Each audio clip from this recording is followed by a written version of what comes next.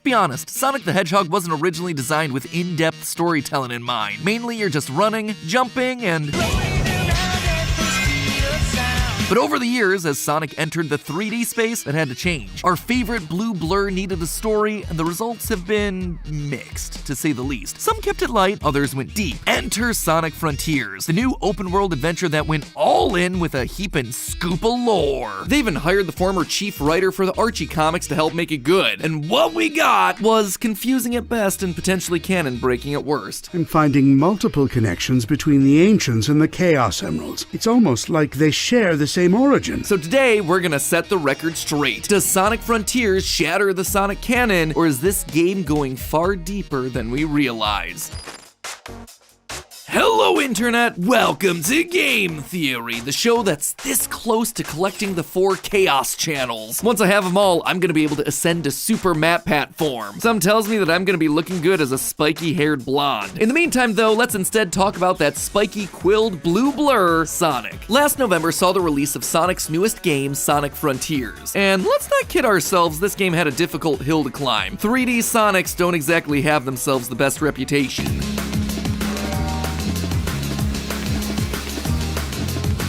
It also didn't help that when the initial gameplay teaser dropped, the whole thing looked empty and lifeless. So much so that Sega had to come out and tell gamers that you just don't get it, man. But then the game came out and it was still largely empty and lifeless. Basically, Sonic Team saw Breath of the Wild and went, let's do that, but with grind rails. Hey, we said this game was open world. We didn't say that there was stuff to do in it. All joking aside though, I think the game's pretty solid. Sure, it's random in places, it feels unpolished in chunks of it, and that pinball game is unforgivable. But it is the most solid 3D Sonic has been in a long time. That said, one area where this new game wasn't lacking was the lore. Now, 3D Sonics tried to write stories in the past. Sometimes it works. Okay then, let's get ready to do this. Show that creep the real superpower of teamwork. And sometimes it's uber cringe. I'm Shadow the Hedgehog, the ultimate life form born to protect and serve the Dark Lord, Black Doom. Go figure, writers have a hard time finding the right tone when they're making a story that stars talking hedgehogs. So Sonic Frontiers took a different approach. They hired the former chief writer for the Sonic Archie comics, Ian Flynn, to pen their story. And honestly, it shows in the dialogue. These characters feel really fleshed out. You speak of him with respect as often as you curse him. I do not understand. Oh, I hate that hedgehog.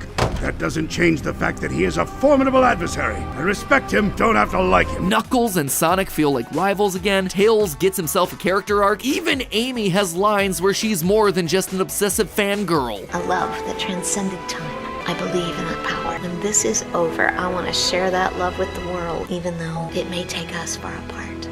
So it seems like this whole thing should be a slam dunk, right? Well, not quite. You see, this game goes well out of its way to prove that all the Sonic games are connected. We have moments that reference Sonic Forces. It's like how I couldn't handle it after Infinite attacked. Lines that talk about Sonic Adventure 2.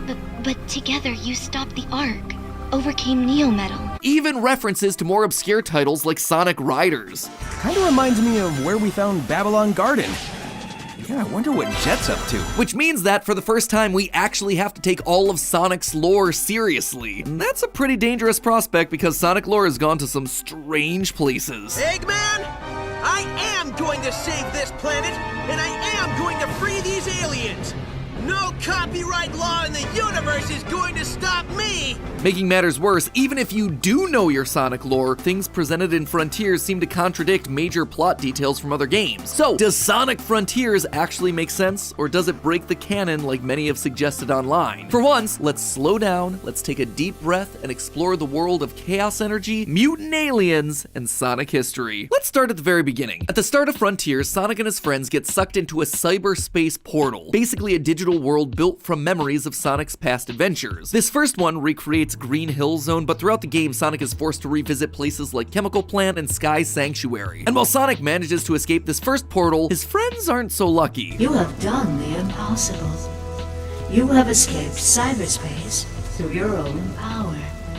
You are the key. Find the Chaos Emeralds. Destroy the Titans. tear down the walls between dimensions. Yes, a multiverse story. These are always super clear. They never go wrong in any way. Making matters worse, huge parts of the lore are hidden behind Eggman memos. Memos that you can only get when you, fish with Big the Cat. Oh, hey, Sonic. You come here to fish too? I was looking for fishing spots and wound up here. So now I'm fishing. Why? Why would you make slow fishing a thing in a fast Sonic game? Am I crazy? Why do all games feel the need to shoehorn in fishing, but especially a Sonic game? I'm sorry, that's my rant at, what time is it? 12:25 in the middle of the night. And this is my rant, okay? This is it. Whew, excuse me. I did not realize that I had such deep feelings about fishing in video games. Anyway, back to the theory. And even when you do get those memos, they don't actually explain everything, especially if you aren't familiar with the deep wells of Sonic lore. It's kind of ironic when you consider what Eggman says in one of the memos. I enjoy a good mystery, but not when the answers are more mysteries.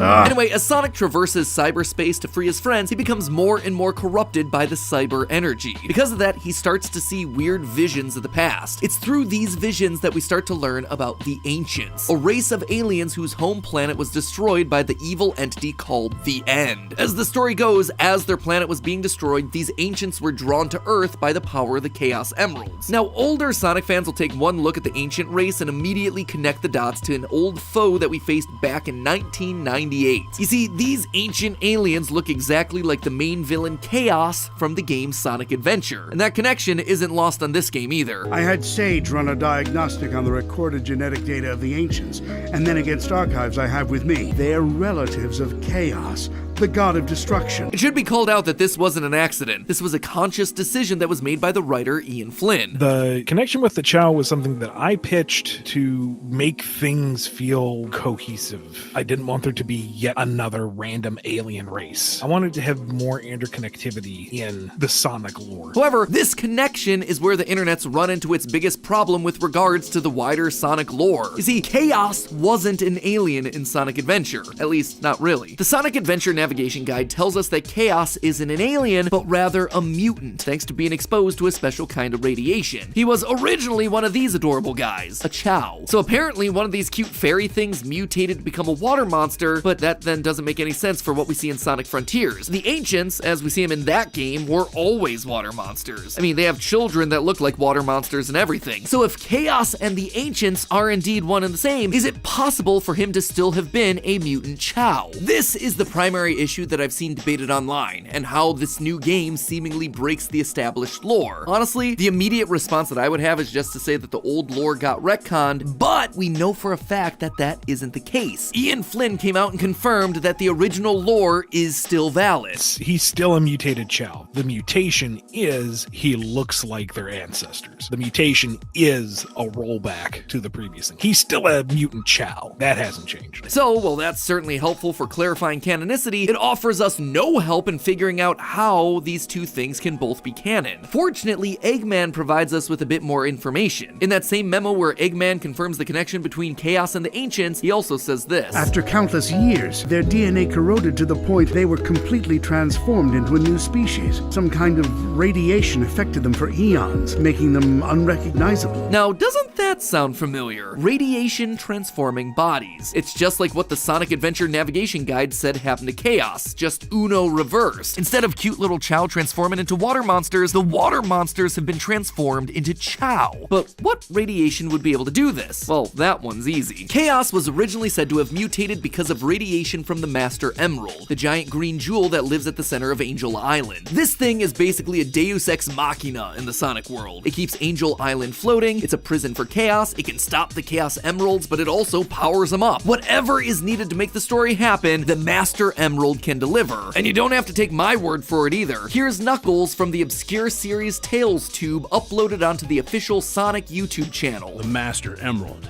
a jewel of immeasurable power, and the only force in the universe that can neutralize the energy of the Chaos Emeralds. Neutralize the other emeralds, huh? Interesting. You see, in the Sonic the Hedgehog 3 instruction manual, we're told the energy that the Master Emerald emits is identical to that of the Chaos Emeralds, just much, much stronger. This energy is known, unsurprisingly, as Chaos Energy or Chaos Radiation if you're feeling spicy. But it turns out the Master Emerald isn't the only one with mutation powers. Chaos Emeralds also emit enough Chaos Radiation to mutate creatures. In the Archie comics, the energy emitted by the Chaos Emeralds actually turns someone into a watery monster just like Chaos. Now, admittedly, the Archie comics aren't considered canon, however, Ian Flynn did used to be the creative writer for them, so it's not surprising that he might have wanted to borrow some ideas from the things that he himself had worked on in the past. The Ancients even take the Chaos Emeralds directly to the Master as a last-ditch effort to protect them. In other words, they literally put the Chaos Emeralds in a location where their energy would be amplified, exposing themselves to even more radiation. This one move, I suspect, sped up their mutation process and transformed the Ancients into the Chao that we know and love and buy all the merch for today. So that's how the Ancients became Chao, but what about how a Chao could mutate back to being an Ancient? In other words, how did Chaos go from alien water monster to Chao and then back to alien water monster? That's what has to have happened for everything to have been canonical, like Ian Flynn said. Well, we know the mutation back was thanks to the Master Emerald's radiation, but that's the same radiation that turned the Ancients to Chao in the first place. So what gives? Well, the Master Emerald's never-ending power set seems to explain all. Listen to this quote from Knuckles again. The Master Emerald, a jewel of immeasurable power, and the only force in the universe that can neutralize the energy of the Chaos Emeralds. The Master Emerald doesn't just boost the Chaos Emerald's power, it can also neutralize it. We actually see this all over the series. In Sonic Battle, Sonic attempts to use this technique to stop the antagonist who's using the Chaos Emeralds for power. We also see Knuckles attempt the same thing in Sonic Adventure 2, when the space colony Ark is using the emeralds to force the space station to crash to Earth. But the first time we see this technique used is during the events of Sonic Adventure. We learn of the ancient clan of Echidnas that know an ancient prayer used to neutralize the Chaos Emeralds. The 7 emeralds are the servers.